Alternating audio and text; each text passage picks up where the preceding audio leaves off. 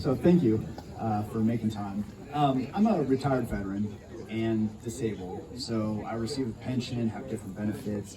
I know you're talking about abolishing the VA, and for the healthcare side, believe me, I'm all on board. But as far as the pension that all veterans receive, with cutting costs, reducing taxes, which is a stream of income for the government, would we have to worry about losing our pensions? And you said your name Tony, right? Tony. Yes. Tony, thank you for your question. No, we're not cutting anyone's pensions. Now, moving forward, we won't have to pay any new pensions because there won't be combat veterans. So that will be a big part of reducing that moving forward. Speaking to I believe the root of your question is how do we pay for these things while also cutting or preferably eliminating taxation? That's a good question. There are many ways that government can be funded, but first of all, we have to look at what we have right now. Tony, if you and I were to make a business, and the business model, we sell chicken sandwiches, okay? Beautiful, delicious chicken sandwiches. And the way that our business model is made is we go around with guns to all of you and say, give us your money, whatever we think that you owe us, and then after that, we're going to give you as many chicken sandwiches as we feel like you've earned by the amount of money that you gave us. We'd go to jail for racketeering, extortion, threats of violence, whatever else, and rightfully so, because we just threatened people with harm and then gave them services afterwards. The fact that we gave them services afterwards doesn't change that what we did was extortion. That's how government works.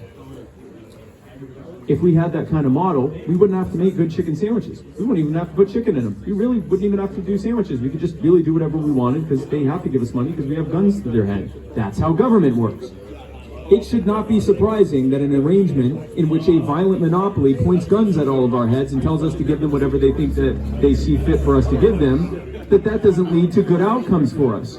It shouldn't be surprising that leads to the harmful, abusive, and inequitable outcomes that we face. It's not surprising that leads to massive waste.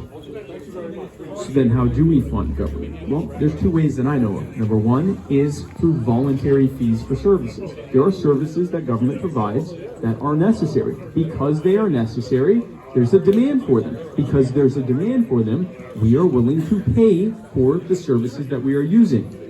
If there are times that we're not willing to pay for it, or not willing to pay government for it, it means either that we don't want that service or don't want government to provide that service, in which case, in either case, they shouldn't be providing it. So direct fees for services is one way to do that, but there are things like combat veterans pensions, social safety nets, and things like that. Long term, we would like to be able to scale down those things, not by removing the nets, but by putting the ladders back so people are able to climb out of them. But in the meantime, how do we fund them? One really creative idea is a transfer fee. That would be voluntary. Anywhere from, say, 3 to 5%, maybe even lower. Here's how that would work. Let's say I sell you a car for $10,000, okay? And so the 3% transfer fee on that would be $300. We can choose whether we want to pay it. I may want to choose to pay it. You may want to choose to pay it. We may choose that we want to share it. Or we may decide we don't want to pay it. But here's what happens.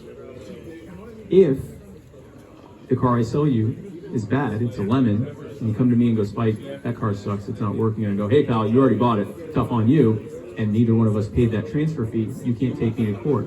We don't have government protection for that specific transaction. This incentivizes you, me, or both of us to go ahead and do that transaction so that we are both protected. And in fact, if I'm a good seller, I'm not even going to let you pay that. I'm going to say, hey, over here at Crazy Spike's used car lot, you know our cars are good. They're so good that I pay the transfer fee for you. That's how it works. It incentivizes us because it makes sense to pay that transfer fee. It also causes government to keep that transfer fee low, because if it's too high, eventually I go, hey, you know what?